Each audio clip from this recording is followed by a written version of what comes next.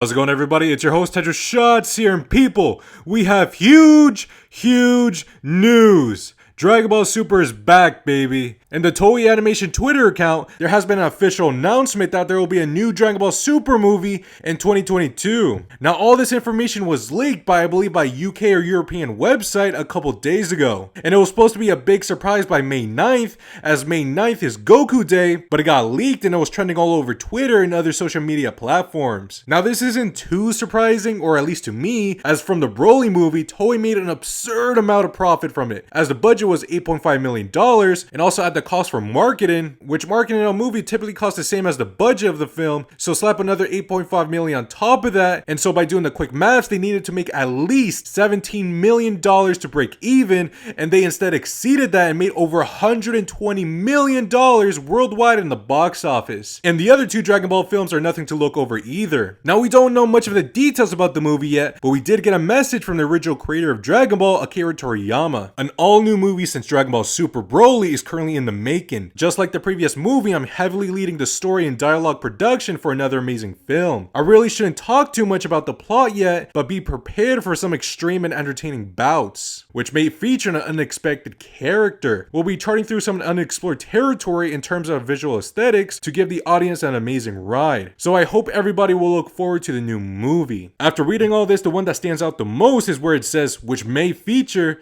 an unexpected character. What does that mean? Are they going to reboot a character from any of the previous films? Are they going to reintroduce any old villains? As if I'm not mistaken, Toriyama was heavily involved in both Resurrection F and the Broly film, and both were either reintroduced such as Frieza or rebooted such as Broly, Bardock, Paragus, and so on. Or are they going to go in a completely different route altogether? Now, I doubt they were talking about adapting the Mora arc into the movie, as many Dragon Ball fans could agree on is that the Mora arc is too long, and making it into an hour and a half to 2 hour film will be too short to cover everything in a Mora arc. And unless the movie is 2.5 to 3 hours long, it will be a train wreck on just the pacing alone, and it will be better suited if it was animated into a traditional weekly Dragon Ball release schedule. Now, if they're going to reintroduce old villains or reboot movie villains, like who? Who could it be? Like, there's no one that could even touch both Goku and Vegeta at this point in the series. And please don't tell me they're going to do the same thing as Frieza and potentially bring back Cell into Golden Cell,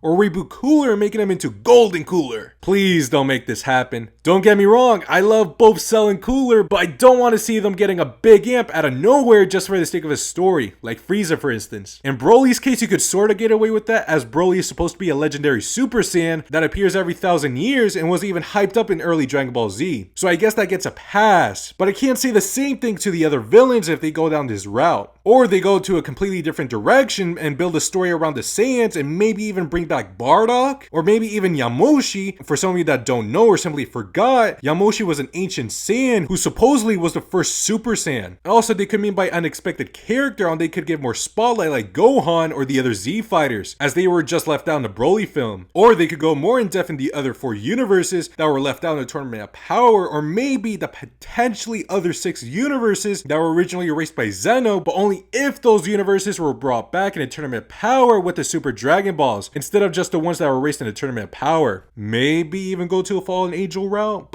but there's so much that we can still speculate about what this movie could be, but I guess we gotta wait and see for new announcements. Now, the only worrying thing about this film is that the message says we'll be charting through some unexplored territory in terms of the visual aesthetics. Are they going to go in a different direction about the film's animation? As we saw in the Broly movie, they changed up the animation to look like the traditional manga adaptation, and we did see some tidbits of CGI in the film as well. So are we going to move away from this animation and try something new? Will they add more CGI into the film, which I hope not? Or will they go back to the sort of animation we got at the end of Dragon Ball Super? We gotta wait and see. That's it for today's video. If you like the sort of content I post, hit that subscribe button. Thanks for watching. I'll see you guys next time. Peace out.